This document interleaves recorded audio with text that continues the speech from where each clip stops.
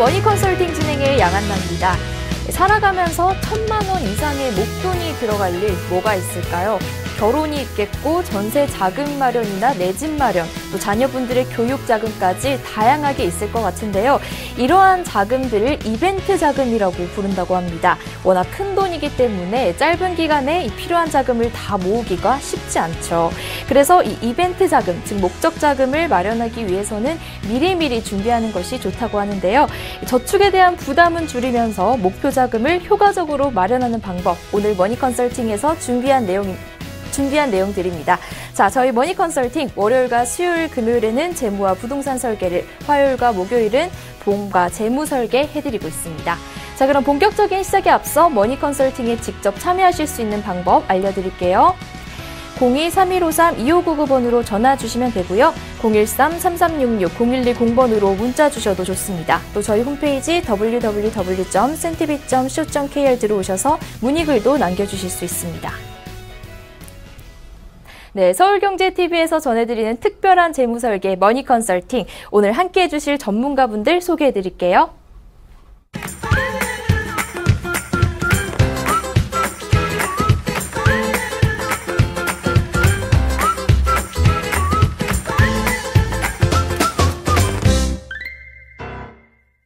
네, 오늘 이 시간 재무와 보험에 관한 이슈 점검과 알찬 정보 전해주실 분들이죠. 리치플래너 컨설팅의 황은호 지점장과 국제 RNC 부동산 연구소의 권호숙 대표 나와주셨습니다. 안녕하세요. 네, 안녕하세요. 네, 시청자 여러분들의 재무와 부동산에 대한 고민 해결해드리는 시간이죠. 재무 설계와 부동산 상담까지 모두 받아보실 수 있으니까요. 아래 나가고 있는 번호로 무료 전화나 무료 문자 언제든지 주시면 됩니다. 자, 첫 번째 시청자님 지금 전화 연결됐다고 하는데요. 한번 받아보겠습니다. 안녕하세요. 네, 안녕하세요. 네, 시청자님 어떤 고민이세요? 네, 전 보험인데요. 네. 한 6년 전에 그 직장 동료 추천받아가지고 네. 보험을 가입을 했는데 이게 CI 보험이라고 하더라고요. 네. 근데 이게 뭐 손해가 많고 해서 가지고 있었는데 지금 한 6년 정도 됐거든요. 네.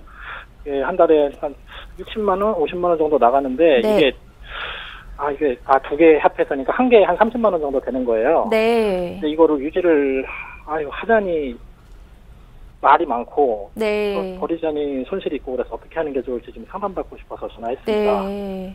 현재 CI보험 6년째 월 매달 50만 원 정도 내고 계신 거 맞으시죠? 30만 원, 20만 원 이렇게 있습니다. 30만 원과 20만 원 해서 총 50만 원 네. 내고 계신데 좀 보험료가 네네. 부담이 되세요? 네네. 네, 알겠습니다. 황은호 지점장님, 이 네네. CI보험 보험료를 좀 네. 줄일 수 있는 방법 뭐가 있을까요?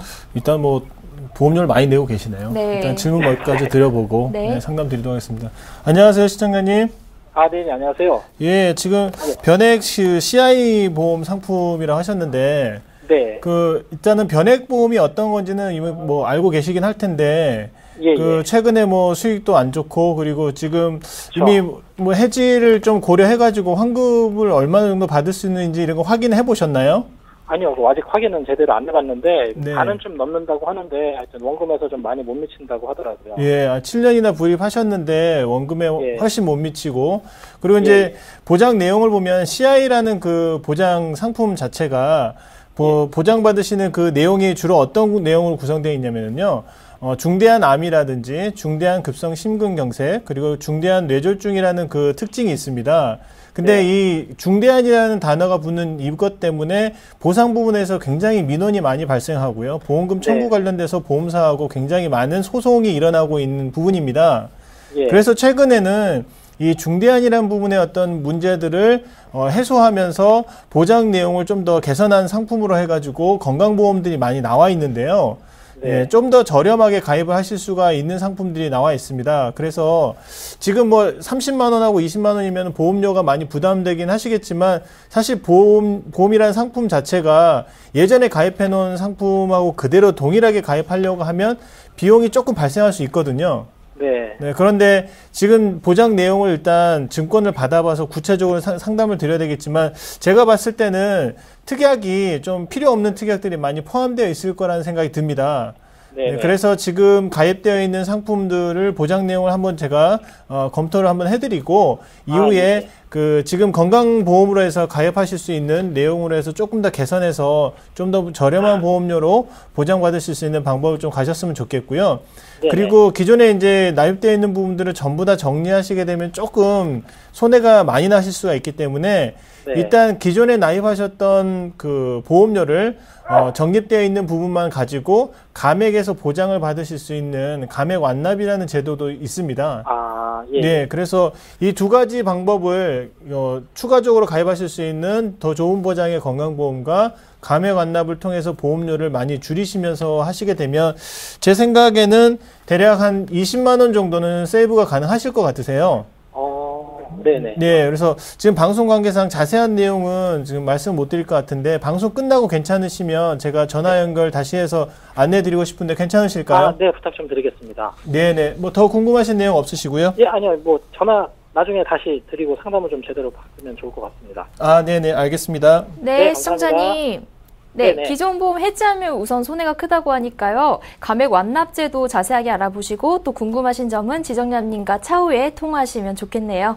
아, 네, 알겠습니다. 감사합니다. 네, 감사합니다. 네, 감사합니다. 자, 그럼 두 번째 시청자님 전화도 한번 받아보겠습니다. 안녕하세요. 네, 안녕하세요. 여보세요? 네, 시청자님. 예, 예. 네, 안녕하세요. 어떤 고민이세요? 예. 저 인천에 살고 있는 그 50대 회사원인데요. 네.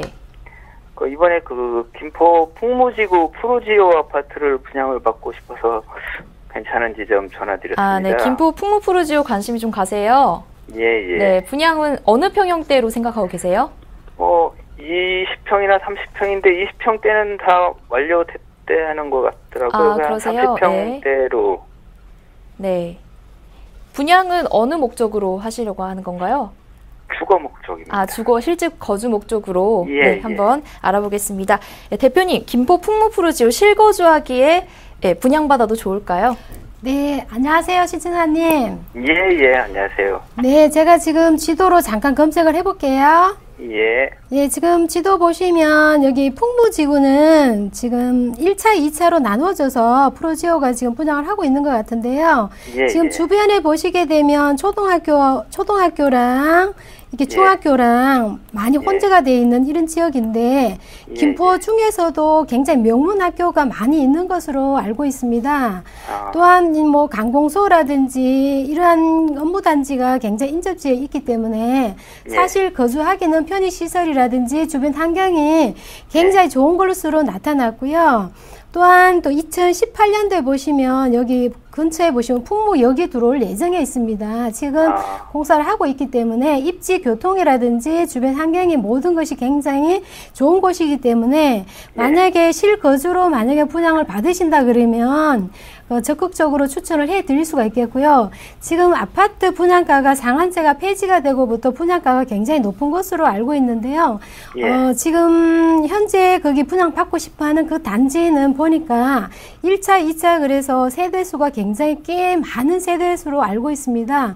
예. 한 5천 세대가 넘는 세대가 지금 입주를 할 예정에 있기 때문에 예. 아마 아파트 입주로는 굉장히 빠지지 않는 입지 조건이기 때문에 30평대 아파트를 만약에 실거주 목적으로 입주를 하시겠다면 예. 적극적으로 추천을 해드릴 수가 있겠고요. 특히나 이제 내년부터는 대출과 이자, 원금과 이자가 이제 상한 조건이 바뀌기 때문에 20평대나 30평대나 꼼꼼하게 재정에 맞게끔 분양 받으시면 되는데 20평대 같은 경우는 분양이 완료됐다고 하니까 혹시나 뭐 차후에라도 나올 수 있는 호수가 있다 그러면 또 식구가 뭐 20평대도 거주하기에 괜찮다 그러면 20평대도 굉장히 한 번 더 생각을 해보시고요. 예. 또 앞으로는 이제 대출이 이자 원금이 같이 상환하기 때문에 예. 거기에 대해서 지금 분양 받는 중이기 때문에 중도의 그 중도금이 단계별로 무이자인지 이런 것도 좀 확인을 한번 해보시고요. 옵션으로 뭐 발코니 확장이라든지 이런 비용이 추가적으로 들어갔는지도 꼼꼼하게 한번 살펴보시고 재정에 맞게 이제 실입주가 가능하신다 그러면 여기는 매수를 하셔도 좋을 것 같습니다. 아, 예, 알겠습니다. 네, 시청자님. 예, 예. 네, 김포 풍무프루지오 학군도 괜찮고 또 업무단지가 인접해서 주변 환경이 좋다고 하는데요. 실제 예, 예. 거주하기에 적극 추천해 주셨네요. 예. 네, 꼼꼼하게 잘 따져보시면 좋겠습니다. 예, 알겠습니다. 네, 감사합니다. 예. 자, 이번에는 문자 상담도 가보겠습니다. 문자창 확인해 볼까요? 3712님이시네요. 지난달 명예퇴직 대상 통보받아 퇴직금을 알아보니 퇴직하면 개인 퇴직 계좌라는 것에 입금한다는데 어떤 상품으로 하는 게 좋을까요? 네, 명예퇴직을 앞두고 계신 분이네요. 지점장님, 개인 퇴직 계좌에 입금하기에 어떤 상품을 추천해 주시나요? 일단 명퇴 통보를 받으셨다고 해서 많이 속상하실 것 같습니다. 그런데 일단 그 퇴직금을 퇴직연금 계좌, 즉 이제 개인 퇴직 계좌로 옮길 수 있는 방법은 뭐 여러 가지 있겠습니다만, 첫 번째 현재 퇴직연금 가입되어 있는 상품을 좀 고려해 보셔야 될 것 같습니다. 만약에 퇴직연금에 가입되어 있다고 가입되어 있지 않으실 경우에는 개인 퇴직 계좌를 개인 퇴직연금을 가입하시는데 조금 무리가 있을 수 있는데, 일단 퇴직연금에 가입되어 있다고 보게 되면 두 가지 상품을 가입하고 계실 겁니다. DB형이나 DC형이 있습니다. DB형은 가입주인, 즉 회사가 나중에 퇴직금을 보장해주는 형태로 운영되고 있고요. 그래서 나중에 퇴직금이 정해져 있는 형태로 운영이 되는 거고요. DC형은 나중에 보장되는 금액을 회사에서 보장해주지 않는 대신에 회사에서 일정 부분을 계속 지급을 합니다. 거기에 따라서 나중에 성과가 발생되는 운영 수익에 대해서 근로자가 모두 가져갈 수 있는 형태로 운영되고 있는데, 어떤 형태든지 퇴직연금으로 가입되어 있는 상태에서 운영되시다가 퇴직하시게 되면 요즘은 이제 개인 퇴직연금이라고 해서 그 계좌를 오픈을 하시고 설정을 하시고 계좌를 열고 나서 그 계좌로 한 달 정도 시일이 걸리는데요. 송금을 해주게 되어 있습니다. 근데 이제 여기서 중요한 부분은 뭐냐면 왜 개인 퇴직연금이라는 걸 정부에서 제도적으로 만들어서 주었는지 그 부분을 꼭 유념하셔야 된다는 겁니다. 일단 예전에는 퇴직을 하시게 되면 퇴직소득세를 내시고 그걸 가지고 일반적으로 운영하셨던 경우가 대부분인데, 이게 폐해가 많이 발생하는 부분이 일시금으로 받다 보니 이 퇴직을 하시고 나서 장기간의 노후를 준비하시기 위해서 적립을 하시고 운영을 하셔야 되는데, 대부분 뭐 자녀 결혼 자금으로 쓰신다라든지 아니면 뭐 제2의 창업을 위해서 쓰신다든지 하는 방법을 해서 노후가 불안정해지는 이런 사태가 계속 발생하다 보니까 이 퇴직연금 자체는 이거는 퇴직해서 노후 자금으로 쓸 수 있게끔 운영하십시오라는 형태로 제도를 만들어 놨습니다. 그래서 나중에 퇴직하시고 연금을 운영하시다가 실제로 수령하실 때 아주 적은 세금만 내시고 연금을 받아가실 수 있게끔 되어 있는데, 지금 이제 은행에 가시게 되면 두 가지 상품이 있습니다. 개인 퇴직연금으로 해서 그냥 은행에 있는 저축처럼 운영하는 예금성 상품으로 해서 신탁이 있고요. 그리고 조금 주식 비중을 최고 이제 40%까지 가능하지만 한 10에서 20% 정도 운영할 수 있는 개인 퇴직 펀드가 있습니다. 그래서 이 두 가지 신탁과 펀드 두 가지 중에 고르시면 되는데, 저는 가급적 좀 추천드리고 싶은 거는 개인 퇴직 펀드, 즉 주식 비중을 조금이라도 가미하셔가지고 운영하시는 게 장기적으로 수익과 그리고 연금액을 같이 챙겨가시는 데 도움이 되실 것 같습니다. 네, 시청자님, 예금성 상품 신탁과 개인 퇴직 펀드 이 두 가지 종류가 있다고 하는데요. 지점장님께서는 주식 비중도 좀 가미해서 수익성 낼 수 있는 개인 퇴직 펀드를 추천해 주신다고 하십니다. 자, 그럼 다음 문자도 확인해 볼게요. 네, 1366님이시네요. 소액으로 다세대 주택에 투자하고 싶은데 어떤 지역을 해야 할지 궁금합니다. 네, 다세대 주택 투자하고 싶으신 분들 요즘 많거든요, 대표님. 네네. 그런데 소액으로 투자하기에는 어느 지역이 좋을까요? 네, 지금 투자를 생각하시는 분들은 방법이 이제 차익형인지 수익형인지에 따라서 지역도 다를 뿐더러 금액도 많이 다르고 몇 년을 보유할 건지 언제 팔 건지에 많은 차이가 나는데요. 일단 소액으로 투자를 하고 싶다 그러시니까 사실은 처음으로 부동산을 사시고 투자하시는 분들이 굉장히 많이 고려하는 이러한 상황인데요. 어떤 지역에 얼마 정도 투자를 해야 될지 전혀 모르시고 정말 이렇게 현장에 많이 나오시는데, 그 투자 금액은 일단 목적을 두는 게 제일 중요합니다. 차익형인지 수익형인지 몇 년 정도 보유하고 팔 것인지에 따라서 차이가 나지만, 지금 이렇게 보시면 방송을 많이 보시는 분들은 이미 이제 익히 많이 공부가 되신 분들은 많이 계시지만 그렇지 않는 분들을 위해서 이렇게 투자의 방법이나 지역을 조금 간단하게 말씀을 드리자면 일단 처음으로 투자를 하시는 분들은 소액으로 접근하시는 게 굉장히 안전하게 투자를 하실 수가 있고요. 지금은 임대 가격하고 매매 가격이랑 굉장히 많이 차이가 나지 않기 때문에 소액으로 접근하실 때 시세 차익이 가능한 매물을 선택하는 게 굉장히 중요합니다. 그러한 라인을 보시게 되면 사실은 9호선 라인을 뜨고 있는 라인이라고 황금 노선이라고 불리는데요. 아직까지도 소액으로 투자할 수 있는 그러한 부분들이 많이 있고요. 또한 또 강남을 투자를 하시겠다 그러면 사실 수익형 쪽으로 가시는 게 굉장히 바람직하다고 보시면 되겠습니다. 이 외의 지역도 소액으로 가실 수 있는 그러한 지역이 많이 있는데요. 간략하게 구를 말씀을 드리자면 강남구, 송파구, 서초구는 수익형 부동산으로 굉장히 알맞은 지역이라고 보시면 되고 또한 양천구라든지 강서구라든지 또한 마포구, 중구 이런 쪽에는 시세 차익이나 수익형이나 차익형이 다 가능한 지역이기 때문에 검토를 해보시고 소액으로 접근이 가능한 매물을 선택하시는 게 굉장히 위험 리스크가 많이 발생하지 않으니까 참고하시면 되겠습니다. 네, 시청자님 우선 투자 목적을 차익형이냐 수익형이냐 정하시고요. 첫 투자는 소액으로 접근을 하시는 게 좋다고 하는데 시세 차익이 가능한 매물로 알아보시면 좋겠습니다. 자, 이렇게 시청자분들의 전화 문자 상담 모두 진행해 봤습니다. 연락 못 주신 분들도요. 아래 나가고 있는 번호로 언제든지 전화나 문자 주시면 바로 상담 가능하십니다. 자, 그럼 잠시 후에는 실제 사례자분들의 재무 상황을 검토해보고 더 자세하게 재무 설계해보는 시간 가져볼게요.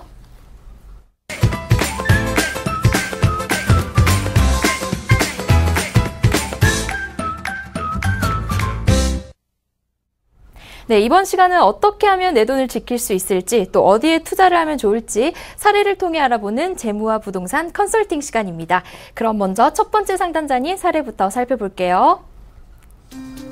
결혼을 앞둔 예비 신랑입니다. 결혼이 다가오면서 고민이 많지만 특히 신혼집 마련과 결혼 후 재테크에 대해서도 미리 계획을 세우고자 합니다. 우선은 전세자금 대출을 받을 예정인데 얼마나 받는 게 좋을지 그리고 결혼 후 재정관리를 누가 맡아서 하는 게 좋을지 궁금합니다. 네, 결혼을 앞둔 예비 신랑 분이시네요. 내 집 마련과 결혼 후 재정관리까지 질문 주셨는데 지점장님께서 이분 상황은 어땠는지 좀 말씀해 주시죠. 네. 일단 뭐 요즘 결혼하기 정말 힘든 세대들이 젊은 세대들인데 이 와중에도 이제 결혼할 수 있는 준비를 차곡차곡 해온 걸 보니까 굉장히 꼼꼼하게 준비를 잘 해오셨더라고요. 그런데 이제 문제는 대출을 앞두고 어느 정도 대출을 받아야 되는지 그리고 어느 정도 대출을 받아서 계속 거기 안에서 생활비를 유지하면서 쓸 수 있는지 그런 부분들을 꼼꼼하게 워낙 꼼꼼한 분이다 보니까 세세하게 점검을 받고 싶다고 하셔가지고 한번 이분 내용을 보면서 한번 설명을 드리도록 하겠습니다. 어떤 내용으로 상담이 이루어졌냐면요. 우선 지금 현재 결혼을 앞두고 있는 상태에 연령은 35세, 즉 30대 중반이었고요. 여성분은 어린이집 교사로 근무하고 계셨습니다. 그래서 30세, 나이 차이는 뭐 딱 적당하신 것 같은데 문제는 결혼 자금을 어느 정도로 출발할 건지를 가지고 약간의 의견이 좀 약간 갈린 상황이었습니다. 그래서 현재 주로 이제 상담을 받고자 하는 상담 포인트를 좀 보니까 전세자금을 마련하고 싶다라고 하는데 전세자금 대출을 어느 정도 받아야 되느냐라는 부분으로 좀 얘기를 하는데 일단 신혼집을 어느 정도 선에서 맞춰야 되는지 거기에 좀 초점을 맞췄고요. 그리고 결혼 후의 재테크 방법 중요한 문제인데 의외로 지금 같은 경우는 사례자 분께서 남성분이 오히려 꼼꼼하게 더 잘 관리를 하고 계시더라고요. 그래서 누가 재정을 맡아서 관리해야 될지 서로 의견을 좀 조율하는데 핵심을 둬서 상담을 드렸습니다. 그래서 이제 현금 흐름을 잠깐 검토해 봤더니 두 분의 소득이 합쳐서 한 380만 원 정도 됩니다. 그래서 연봉으로 하게 되면 연소득을 하게 되면 5천만 원 정도의 소득을 갖고 계셨고요. 그리고 생활비는 한 180만 원 정도 지출을 하고 계셨는데 뭐 전체적으로 봤을 때 두 분의 소득 대비해서 30%에서 40% 정도 사이에서 항상 적당하게 관리를 하고 계셨던 것 같고요. 근데 고정지출에서 특히 보험료에 대한 비중이 조금 높았던 부분을 좀 조정을 해드려야 될 것 같았고, 그리고 저축 부분에 있어서는 80만 원 정도로 해서 두 분이 합산해서 한 저축액으로는 조금 더 많은 저축액이 필요하다라는 부분을 좀 보았습니다. 그리고 재무 상태를 보니까 의외로 좀 고려해야 될 부분이 현재 자산 부분에서 보게 되면 앞으로 전세 자금을 얼마로 예상하고 있느냐고 여쭤봤더니 3억 정도를 생각하고 계시더라고요. 그래서 지나치게 많은 그 자금을 대출해야 되는 상황이어서 이 부분에 대해서 좀 수정을 해야 될 부분을 좀 말씀을 드렸고, 현재 그래도 5천만 원 정도의 결혼 자금을 마련되고 있는 상태에서 어떻게 하면 부채를 줄이고 최소한의 부채로 해서 주거 환경을 만들 수 있는지 그 부분에 초점을 맞춰서 상담을 드렸습니다. 네, 두 분 다 현재 맞벌이를 하고 계신 상황인데 아직 부동산은 마련하지 못하신 것 같아요. 신혼집 마련을 해야 할 텐데 3억 원을 좀 예상하고 계신다고요? 네. 어떻게 솔루션 제시해드리면 될까요? 예, 일단 너무 지나친 주거에 대한 부담 때문에 처음에 출발하면서부터 약간 어깨에 무거운 짐을 지고 출발하실 것 같아서 그 부분에 대해서 좀 자세한 얘기를 나눠봤습니다. 일단 3억 정도의 아파트로 해서 목동 근처에 있는 아파트를 생각하고 계셨는데, 실제로 조사를 해봤더니 3억을 가지고도 전세 자금을 만들기 조금 어려운 상황이었습니다. 그리고 실제로 이 자금 중에서 본인이 담당할 수 있는 부분은 2억 정도의 대출을 추가적으로 마련해야 되는 부분인데, 이 부분을 자세한 내용을 보면서 꼼꼼하게 설명드리도록 하겠습니다.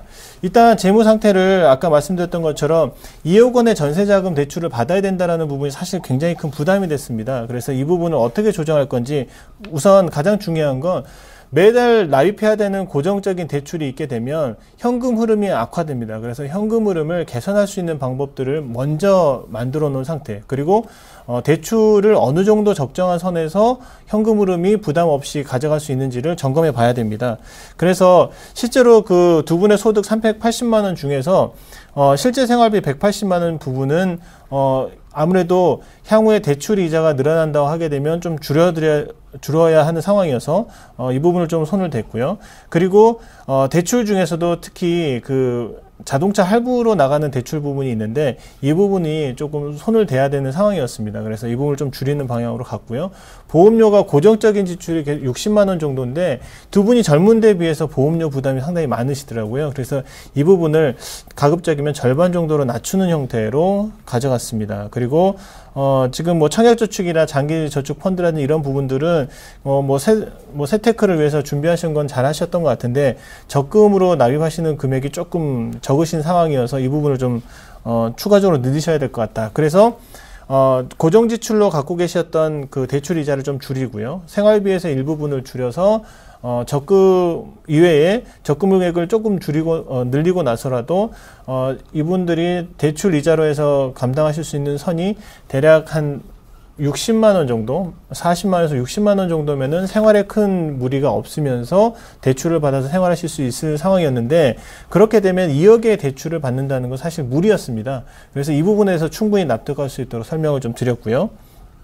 그래서 지금 개선된 사항들을 일단은 적용하기 전에 먼저 3억이라는 그 자금을 가지고 마련할 수 있는 아파트들을 알아봤는데, 서울 수도권, 즉 서울시를 조금 벗어나서 근교에 있는 아파트를 알아봤더니 이 시세보다 조금 더 적은 아파트로 해서 시세가 좀 줄어든 상황에서 대출을 2억 원 대출을 받는 게 아니고 한 1억 정도의 대출만 받아도 추가적으로 비슷한 평수의 아파트를 구입하실 수 있는 상황이 됐었습니다. 그래서 그런 방향으로 부채에 대한 비중을 좀 줄이는 게 어떨까라고 말씀을 드렸고요. 그래서 팁을 마지막으로 드렸던 부분이 뭐냐면, 가급적으로 이제 신혼부부들이 새로 두 부분의 어떤 재정을 합쳐가지고 새로 출발하는 상황에서는 가장 먼저 합의하셔야 될 부분이 뭐냐면, 지출을 어느 정도 선에서 합의해서 가느냐가 굉장히 중요합니다. 특히 대출과 같이 한 번 받게 되면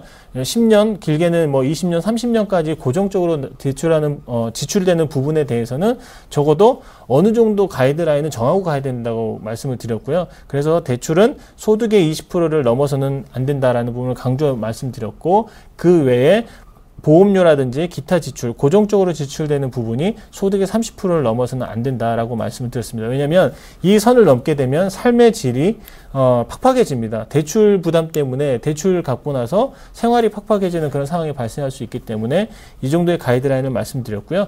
그리고 부자 지수를 항상 체크하라고 말씀드렸습니다. 이건 지난 방송에도 한번 말씀을 드렸는데, 요즘 젊은 분들이 금융에 대한 상식이나 교육을 제대로 받지 못하셔가지고 어느 정도의 방향성을 가지고 자산 관리를 해야 되는지 잘 모르시는 분들이 많으시더라고요. 그래서 지금 현재 연령 그리고 연소득을 가지고 간단하게 계산할 수 있는 공식을 말씀을 드렸습니다. 연소득이 아까 5천만 원이라고 말씀을 드렸잖아요. 그래서 5천만 원의 10%인 500만 원 그리고 연령이 30세라고 가정을 해보겠습니다. 30세라고 하게 되면 1억 5천 정도의 순자산을 가지고 3배니까 4억 5천 정도의 자산을 만들 수 있으면 부채 없이 4억 5천을 만들 수 있으면 이 정도면 부자라고 할 수 있습니다. 그런데 벌써 이분 같은 경우는 3억 정도의 갭이 발생되는 이유를 설명드렸던 부분이 뭐냐면 너무 안정적인 자산 관리, 젊으신 분인데도 너무 안정적인 자산 관리를 해왔고 지출에 비해서 저축액이 너무 적다 보니까 자산을 많이 모으지 못했던 부분들을 지적을 해드렸고요. 그래서 향후에 예비 신혼부부로서 저축액을 더 늘려가지고 부채 상환을 하면서 순자산을 좀 더 많이 키워나갈 수 있는 형태로 상담을 드렸습니다. 네, 예비 신혼부부의 재무 상황에서 개선해야 될 부분과 자산 팁까지 알아봤습니다. 그럼 이렇게 상담을 받고 나서 이 신혼부부 분들의 재무 상황 어떻게 변했는지 궁금하거든요. 네, 그 현금흐름표를 개선된 현금흐름표를 보면서 제가 말씀을 드리겠습니다. 일단 그 본인 소득에서 크게 손대는 부분은 아까 말씀드렸다시피 생활비 지출을 조금 더 많이 개선할 수 있게끔 180만 원에서 150만 원으로 줄였고요. 그리고 고정적으로 나가는 저축액을 지금 적금액을 조금 더 30만 원 정도 늘렸고 변액 연금으로 해서 40만 원 정도를 만들었습니다. 이 이유가 아무래도 그 젊어서 결혼해가지고 10년 정도를 기간으로 산정을 보면 가장 많이 저축할 수 있는 시기가 그 시기거든요. 그래서 결혼하시고 나서 10년 동안 노후에 대한 문제를 해결할 수 있는 자금을 미리 만들어 두실 필요가 있기 때문에 40만 원 정도의 연금 상품으로 해서 변액으로 운영해서 나중에 수익을 볼 수 있는 상품을 추천을 해드렸고요. 그리고 고정지출 보험료를 아까 60만 원이었던 부분들을 30만 원 정도 세이브를 시켜서 그 부분을 저축으로 더 뺄 수 있게끔 도와드렸습니다. 그래서 총 지출액 중에서 저축액이 대략 70만 원 정도 더 추가된 상황이셨고요.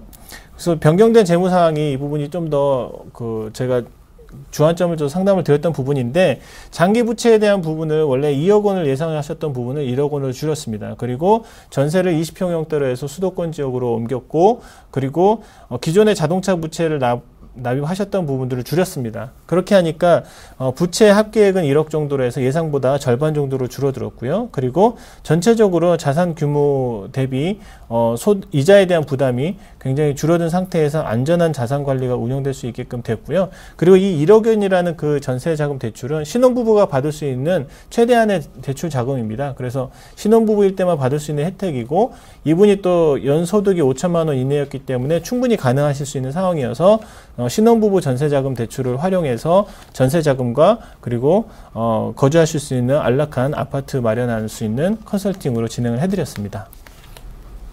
네, 부채는 절반으로 줄어들고 전세 대출은 1억 원을 받을 수 있게 되셨네요. 자, 이렇게 첫 번째 사례자니 재무 설계 해봤습니다. 저희 머니 컨설팅에서 제공하는 정보는 투자 판단에 대한 조언일 뿐 해당 상품의 가치와 수익률은 보장하지 않습니다. 현명하게 선택하셔서 투자하시기 바랍니다. 그리고 저희 계속해서 무료 상담 받고 있으니까요. 아래 나가고 있는 번호로 무료 전화나 무료 문자 주시면 계속해서 상담 받으실 수 있습니다. 자, 다음은 권호숙 대표와 함께 부동산 컨설팅 사례를 통해 투자 노하우 알아볼 텐데요. 어떤 내용인지 화면 통해 살펴보시죠. 정년 퇴직이 얼마 남지 않은 50대 중반의 회사원입니다. 퇴직 이후에는 작은 가게를 차려서 집사람과 운영해볼까 합니다. 그래서 경기도 신도시 쪽에 상가주택을 지어보려고 하는데 상가주택지는 어떻게 골라야 하나요? 네, 이번 사례자분은 정년퇴직을 앞두고 계신데요. 퇴직 후에 상가주택을 매수하셔서 직접 장사도 하시고 또 거주도 하실 계획이라고 합니다. 대표님께서 이 사례자님 상황은 어땠는지 알려주시죠. 네, 지금 본 사례자 같은 경우에는 이제 정년퇴직을 앞두고 계시는 50대 중반 회사원이었는데요. 곧 정년퇴직을 앞두고 계시기 때문에 퇴직 이후에 이제 직접 거주를 하면서 가게 운영을 하고 싶은 그러한 상가주택에 대해서 계획을 하고 계시더라고요.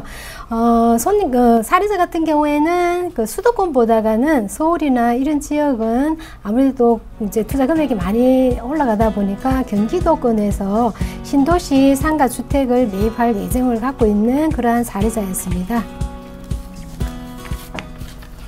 네, 오늘 사례자분을 위해서는 최근 수익형 부동산으로 인기를 끌고 있는 상가주택, 특히 신도시에 있는 상가주택을 고르는 방법에 대해서 알려드려야 될 것 같은데요. 그럼 대표님 먼저 상가주택은 무엇인지 간단하게 알려주시죠. 네, 우선 상가주택은 보시면 그 점포하고 주거랑 같이 혼재되어 있는 주택을 말하는데요.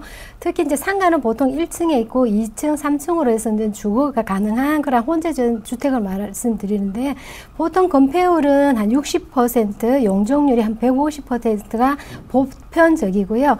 실거주를 하면서 임대 수익까지 올릴 수 있기 때문에 발생하는 요새는 최근에 인기가 높은 아예 수익형 부동산 쪽으로 굉장히 관심이 많은 그러한 상품입니다. 상가주택 같은 경우에는 투자 금액이 많이 들어가는 것이 단점이기 때문에 특히 고려를 할 사항이 같으면 재정이라든지 이러한 문제를 굉장히 꼼꼼하게 살펴보시고 신중하게 결정을 하셔야 될 것 같습니다. 네, 실제 거주하면서 임대 수익까지 받을 수 있다는 확실한 장점이 있는 반면에 건물을 통째로 매수하다 보니까 한 번에 많은 투자금이 들어간다는 단점도 있는 것 같은데요. 그렇다면 어느 지역의 매물을 고르는지가 관건일 것 같거든요. 이 의뢰자분께서 원하시는 경기도 신도시에는 어떤 지역들이 있나요? 네, 우선 사례자 같은 경우에 보시게 되면 상가주택을 찾을 때는 우선적으로 하셔야 될 것이 있는데요. 본인이 입성하고자 하는 그러한 지역의 신도시에 다양한 각도로 지금 분석을 해 보셔야 되는데 인구 유입을 시킬 수 있는 그러한 산업인지 생활 인프라가 어떤지 교통이 어떤지 다방면으로 다각도로 우선 살펴보셔야 되는데요. 자족 기능 도시가 가능한지 여부에 따라서 굉장히 많이 상가 가치가 올라가기 때문에 그러한 지역을 꼼꼼하게 분석을 해 보셔야 됩니다. 특히 지금 지도도 보신 것처럼 제2신도시처럼 양주라든지 김포라든지 파주라든지 판교 신도시 이러한 지역이 굉장히 자족 기능이 가능한 도시로서 손꼽았고요. 또한 입주할 수 있는 사항이 많이 있는 이러한 신도시이기 때문에 검토를 해보시는 것도 굉장히 좋을 것 같습니다. 네, 본인의 생활 영역과 향후 전망을 토대로 지역을 결정하면 좋을 것 같은데요. 그럼 지역을 결정하고 나서 그 다음 알아봐야 할 것은 뭐가 있을까요? 네, 그 다음에 또 상가 같은 경우에는 다른 거와 다르게 지구 단위 계획으로서 지침이 있는데요. 그걸 꼭 확인을 하셔야 됩니다. 수도권으로 보시게 되면 상가 용지의 계획 지침을 보시게 되면 건폐율 60%, 용적률이 150%에서 180% 이하고요. 층고가 보시면 3층에서 4층 정도고 가구수도 보시면 3가구에서 한 5가구 이하입니다. 1조권에 해당을 받게 되기 때문에 정남향이라든지 정북향에 이러한 위치에 있고요. 지구 단위 계획 지침에 보시면 일반 도시하고 아무래도 차별화가 있는데요. 건축 행위에 억제한 요소들이 많이 있기 때문에 이런 거를 사전에 검토하시는 게 필수로 보시면 되겠고 반드시 확인하셔야 될 것은 상가는 용도 제한의 여부가 있기 때문에 이러한 거를 필수로 당연히 굉장히 체크를 하셔야 되고 아무래도 4세대와 다른 점이 있기 때문에 정확하게 지침 확인을 하셔야 될 것 같습니다. 네, 상가주택도 소위 말하는 상권의 영향을 많이 받는 것 같은데요. 근데 같은 지역이라도 상권이 좋은 데가 있고 나쁜 데가 있다고 하더라고요. 이 상권의 가치가 높은 땅을 고르는 팁은 뭐가 있을까요? 네, 지금 보시면 상가를 고르는 법이라고 부르시면 아무래도 중심 상업지역이라든지 관공서라든지 이러한 십자형의 도로를 끼고 있는 말하자면 코너에 위치를 하고 있는 게 굉장히 중요한데요. 보행로나 이런 차량의 흐름에 따라서 많은 차이가 나고 이러한 상가 입지에 따라서 부동산 가격 자체가 많이 차이가 나기 때문에 이러한 거를 고를 때는 1층 상가 같은 경우에는 보시게 되면 그 모든 업종이 다 입점을 할 수는 없고요. 택지마다 다른데요. 1종이나 2종의 제한을 받는 것이 있기 때문에 이러한 제한 여부까지 꼼꼼하게 한번 살펴보셔야 됩니다. 특히나 1종이나 2종 같은 경우에는 한 예를 들면 고양 삼성지구 같은 경우에는 음식점이나 제과점이나 이러한 것들은 부동산이나 입점이 가능하지만은 제조라든지 술이라든지 이러한 세탁소 같은 경우는 입점이 안 되는 경우가 있기 때문에 굉장히 조심하셔갖고 살펴보셔야 되겠습니다. 또한 이러한 십자형의 도로망을 끼고 있는 코너의 그런 상가는 보행로라든지 인구 유입이 굉장히 많이 되는 곳이기 때문에 최고의 자리라고 꼽을 수가 있겠습니다. 네, 상가주택을 고르는 방법에 대해서 알아보고 있는데요. 대표님, 아무래도 이 상가 투자와 같은 경우 좀 복잡한 영역이라고 할 수 있잖아요. 네. 지금 알려주신 사항들 정리가 좀 필요할 것 같거든요. 네, 특히 이제 상가는 보시면 도로가 접도에 인접해 있는 것이 굉장히 좋은 상가의 위치를 갖고 있는데요. 접도라는 것은 사실은 도로면에 접한 대지의 그 길이를 말하는데요. 쉽게 말하자면 측면이 굉장히 넓은 그러한 입지를 갖고 있는 상가가 되게 좋은 상가라고 보시는데, 일단은 코너에 위치를 하고 있는 그러한 상가의 접도 길이가 굉장히 넓은 쪽이 유동 인구라든지 측면을 봤을 때 굉장히 좋은 상가 입지라고 볼 수가 있겠습니다. 또한 그 대표적인 케이스로는 임대료도 당연히 잘 나가고 또한 공실이 발생이 없는 상가가 최고의 상가라고 꼽을 수가 있겠지만은 그 입성하는 그 지역 내에 자족적으로 기능이 가능한 그러한 도시를 선택하는 것도 굉장히 중요한데요. 인구 유입이 앞으로 차후에 굉장히 많이 되는 그러한 지역을 선정하는 것도 굉장히 중요합니다.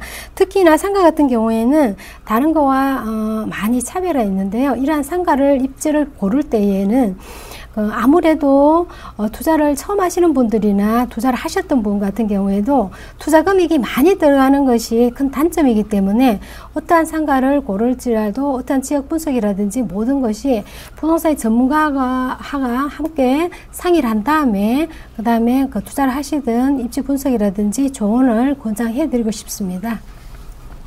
네, 지금까지 권호숙 대표와 함께 상가주택지 고르는 방법에 대해서 알아봤고요. 시청자분들도 보시면서 궁금하신 점이나 보다 자세한 상담 원하시면 아래 나가고 있는 번호로 무료 전화나 무료 문자로 상담 신청 남겨주실 수 있습니다. 자, 그럼 오늘 컨설팅 사례에 대해서 요약해보고 계속해서 실제 투자 가능한 추천 부동산 매물에 대해서도 알아보죠.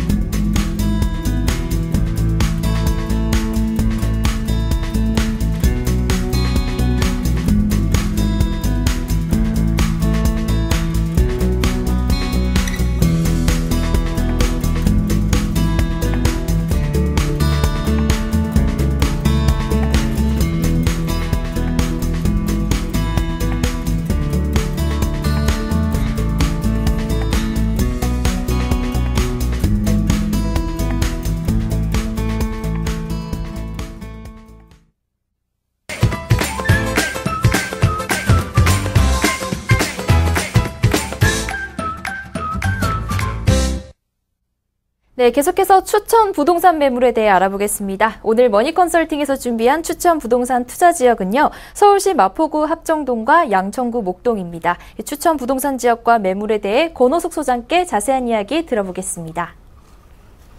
네, 지금 마포구 합정동으로 제가 추천 매물을 안내를 해드리겠습니다. 우선 보시면 합정동은 그 교통이 굉장히 편리한데요. 2호선과 6호선 합정역에서 도보로 한 4분 거리에 위치하고 있는 초역세권 매물입니다. 대지는 20.10제곱미터고요. 건물은 42.04제곱미터로서 총층은 5층 중에 2층 매물이고요. 2개의 방과 거실, 주방, 욕실, 베란다로 구성이 되어 있습니다. 준공은 2015년도 11월 달에 준공 예정에 있고요. 매매 금액을 보시게 되면 2억 6,500만 원입니다. 실제로 본 매물 같은 경우에는 풀 옵션으로 구성이 되어 있고요. 지금 월세로 하시게 돼도 충분히 수익형이 가능한 그런 매물로 보시면 되겠습니다. 우선 추천 포인트를 잡아드리자면 합정동 그러면 교통망이 굉장히 우수한 지역으로 다 알고 계시다시피 다양한 그 교통망과 다양한 개발로 인해서 굉장히 개발 호재가 많은 곳이기도 하고요. 지금 본 매물 같은 경우에는 2호선과 6호선의 초역세권 매물입니다. 도보로 4분 거리에 위치를 하고 있는 초역세권 매물이기 때문에 정말 부동산에 불황이 오거나 어떠한 경제적으로 가치가 떨어질지라도 공실 발생이 전혀 없는 초역세권 매물이라는 것을 강조를 드리고 싶고요. 또한 한강 르네상스 마스터 플랜 개발 계획의 호재로서 잠재적인 가치가 굉장히 높은 그런 매물로서 추천 포인트를 우선 잡아보았습니다. 입지를 한번 보시게 되면 합정역에서 도보로 4분 거리 위치를 하고 있는 초역세권 매물인데요. 지금 그 우측으로 보시게 되면 상암 DMC라든지 좌측이죠. 우측에 보시게 되면 광화문이라든지 시청, 하단으로는 또 영등포와 여의도에 굉장히 근거리에 있기 때문에 교통의 4통, 8통의 요층지라고 말씀을 드릴 수가 있겠습니다. 또한 그 합정역을 중심으로 보시게 되면 대학교가 굉장히 많은 지역 중에 한 곳이기 때문에 큰 장점을 갖고 있는데요. 연세대라든지 야여대, 서강대, 여기에 홍대까지 굉장히 타 지역에 못지않게 대학교가 굉장히 많은 지역이기 때문에 입지적으로 젊은이의 거리라고 불릴 만큼 굉장히 선호하는 지역이고요. 또한 그 합정역에는 지금 재정비 촉진지구 해가지고 공사가 거의 완료 단계에 있고요.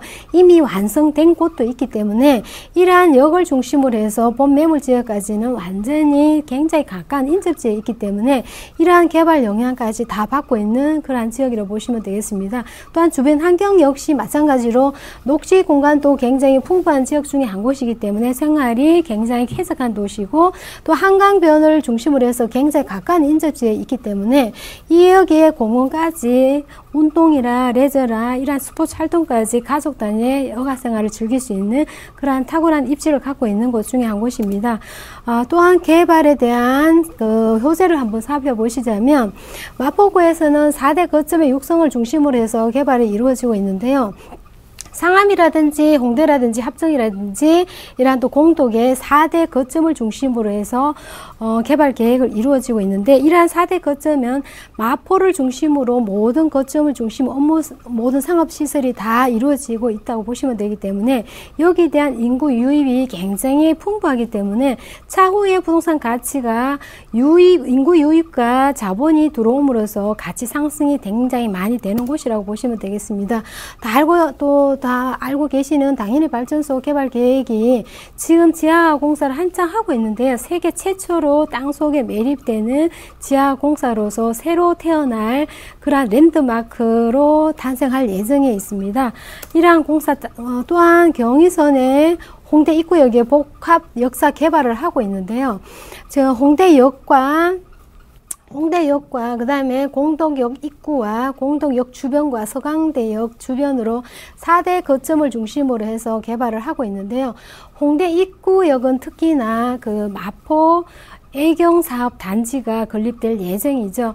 마포 그 애경타운에서 최초로 건립을 하게 되는데요. 지금 본 매물 지역을 중심으로 해서 총 그 129실과 또 17층 규모로 들어가기 때문에 이러한 업무 단지 시설과 모든 게 복합적으로 이루어진다면은 마포를 중심으로 합정역 주변의 본 매물 지역은 부동산 가치가 상승이 굉장히 많이 될 것으로 예상을 하게 되는 지역입니다.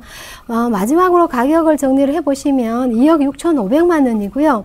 전세를 하시게 되면 현대 임대 가격 중심으로 했을 때 2억 4천만 원이 가능하시고, 월세를 하시게 되면 3,085만 원이 가능하시기 때문에 전세를 했을 때는 투자 금액이 2,500만 원이 가능하시고요. 월세를 하게 되면 대출을 활용했을 때에 8,500 정도의 가능하시기 때문에 아무래도 85만 원의 수익에 대출을 상환한다 그래도 지금 연 수익률이 발생하는 게 굉장히 높은 수익률로 예상을 하시면 되겠습니다.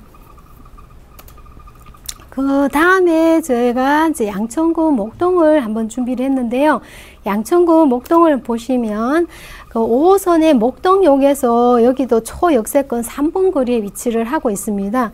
대지는 17.85제곱미터고요. 건물은 46.28제곱미터로서 전용이 상당히 넓은 투룸이라고 보시면 되겠습니다.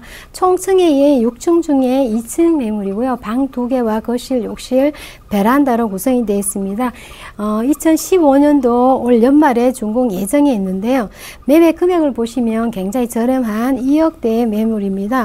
본 매물 같은 경우에는 옵션으로 보시면 냉장고를 붙박이형으로 이미 이제 설치를 해 줄 것이고요. 또 에어컨과 그 다음에 가스렌지가 옵션으로 들어가는 그런 매물입니다. 추천 포인트를 우선 잡아보시면 아무래도 양천구 목동 같은 경우에는 마곡산업단지의 개발에 대한 수혜가 굉장히 많이 받을 것으로 예상하기 때문에 개발에 대한 직접적 수혜를 받을 수 있는 지역입니다. 그리고 본 매물 같은 경우에는 초소액으로 투자가 가능한 지역의 매물이다 보시면 되겠습니다.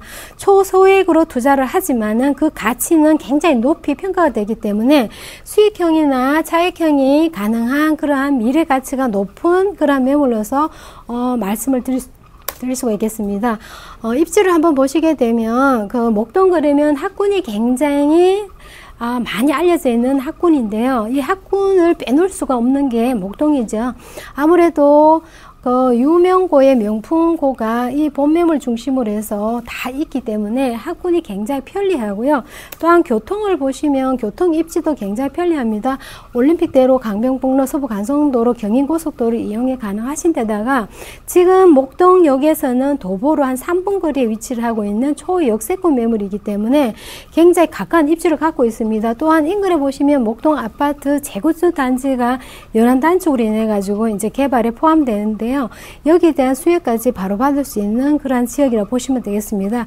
또한 추가적으로 보시게 되면 목동도 굉장히 편리한 생활시설과 자연의 녹지 공간이 굉장히 편리한 곳이기 때문에 이러한 주거로서의 정말로 편리한 모든 것이 다 갖춰진 입지라고 보시면 됩니다. 학군과 교통과 주변 환경시설이 어떠한 지역에 뒤지지 않는 그러한 지역의 매물이라고 보시면 되겠습니다. 또 마곡산업단지는 이미 익히 다 알고 계시다시피 110만 평의 개발이 들어갈 것이고요. 또 지하철 같은 경우에는 등촌역이나 염창역은 9호선의 이용이 굉장히 편리한 지역에 갖고 있습니다. 또한 신정 재정비 촉진지구 같은 경우에는 목동 아파트 재건축과 굉장히 연계되는 주거 대단지라 보시면 되겠고요. 앞서서 말씀드린 것처럼 목동 재건축 단지 같은 경우에는 연안 단축으로 인해서 물살을 타고 있는 지역이라 보시면 됩니다. 월드컵 대교 역시 마찬가지로 교통에 대한 접근성이 완화가 되는 그러한 큰 이슈를 갖고 있는 지역 중에 한 곳이고요. 마지막으로 가격 분석을 한번 해보시면 매매 금액이 2억입니다. 전세를 하시게 되면 1억 9천이기 때문에 사실은 실제로 1,000만 원이면 본 매물을 만나보실 수가 있고요. 월세로 하시게 되면 2천에 70만 원이 가능하시기 때문에 실제로 이제 4천만 원 투자를 하시게 되면 연 70만 원의 임대료를 받고 대출을 상환하시게 되면 한 두 자릿수의 수익률이 가능한 그러한 매물로서 목동 초역세권 매물을 소개해 드렸습니다.